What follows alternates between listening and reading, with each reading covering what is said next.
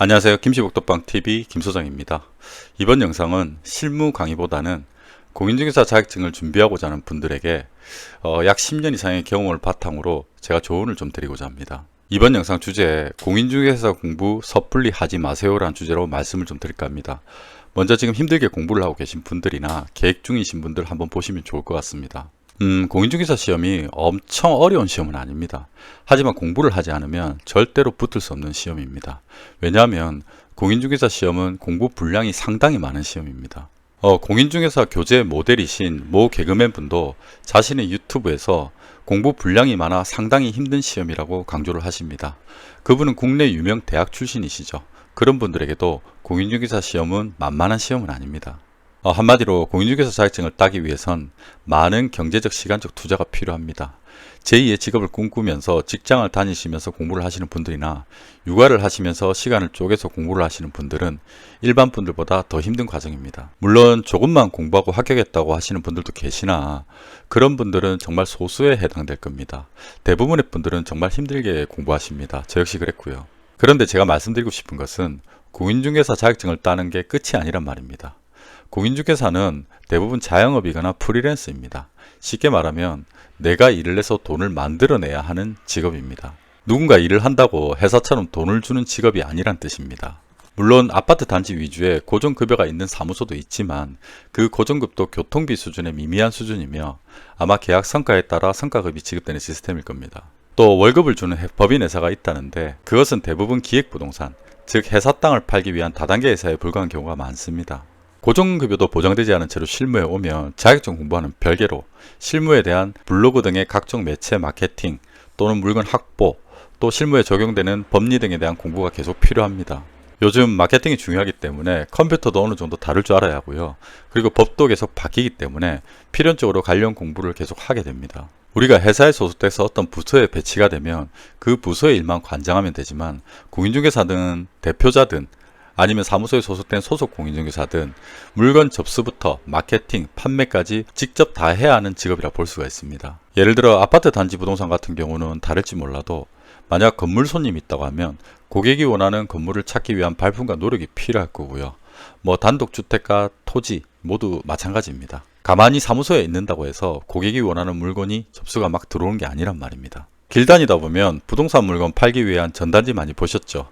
저도 지금 전단지를 붙이기도 합니다. 물건 확보를 위해서 명함이나 홍보물을 뿌리고 다니기도 하고요. 말 그대로 개인 사업이기 때문에 할 수 있는 모든 걸 다 해본다고 보시면 됩니다. 재산이 관련된 일은 다 예민할 수밖에 없는데 그런 분들을 상대하면서 받는 사람에 대한 스트레스는 덤이라고 볼 수가 있고요. 그래서 제가 말씀드리고 싶은 결론은 여러분들이 내향적인 성격인지 외향적인 성격인지도 중요하겠지만 과연 이 일이 내 적성에 맞는지를 먼저 고려해 보시고 공부해 보시는 걸 추천드립니다. 정말 힘들게 공부를 했는데 내 적성에 맞지 않아서 금방 그만두게 된다면 결국 그 시간과 노력이 장롱 속으로 들어가게 되니까요. 그래서 공인중개사에 관심 있으신 분들은 부동산 사무소에 먼저 중개보조원으로나마 일을 한번 겪어보시길 추천드립니다. 그래서 전반적인 부동산 업무를 한번 체득해 보시고 공부를 결정하셔도 늦지 않을 거라 생각됩니다. 생각외로 자격증 없이 일하는 분들 중에서도 상당히 능력이 뛰어나셔서 실무적 이론을 많이 알고 수익도 잘 내는 분들이 꽤 있습니다. 저희 사무소에도 그런 분들이 계셨었고요. 또 바로 창업을 기획 중이신 분들께서도 자격증을 땄다고 해서 바로 창업은 실무적으로 쉽지는 않으니 타부동산에서 일을 배우는 기간은 좀 필요합니다. 그리고 요즘 젊은 분들 또한 공인중개사 시험에 많은 도전들을 하시던데요. 이런 분들 역시 공부하기 전에 부동산 사무소에서 먼저 일을 한번 경험해 보시는 걸 추천드립니다. 제가 서두에 말씀드렸다시피 공인중개사 사무소를 바로 창업한다고 해서 바로 커피 파는 것처럼 돈이 들어오는 게 아닙니다. 사무실이 어느 정도 물건이 확보돼서 계약이 체결되기까지의 사무실 임대료와 고정료 등의 몇 개월치의 운영자금과 생활자금이 필요합니다. 소속 공인중개사든가 프리랜서들 또한 자리 잡기까지 마찬가지고요.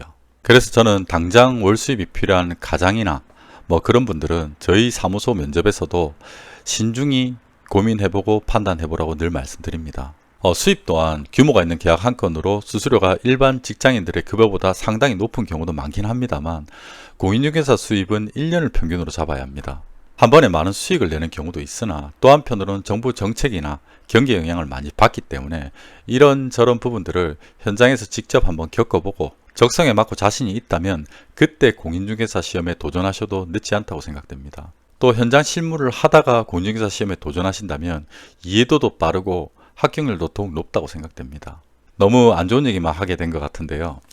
요즘 언론에서 가장 폐업률이 높은 게 부동산 사무소라고 하는데 자기 적성에 맞고 정년 없이 잘 견뎌낼 열정만 있다면 공인중개사 참 매력적인 직업은 맞다 생각됩니다. 그러니 공인중개사에 관심이 있으신 분들은 꼭 한번 실무를 겪어보고 공인중개사 시험에 도전해보라고 말씀드리고 싶습니다. 이번 영상이 공인중개사 시험을 공부 중이시거나 공인중개사 시험에 관심 있으신 분들께 도움이 되었으면 합니다. 저는 다음에는 또 여러분들한테 도움이 될 수 있는 실무 강의 영상으로 한번 찾아뵙겠습니다. 감사합니다.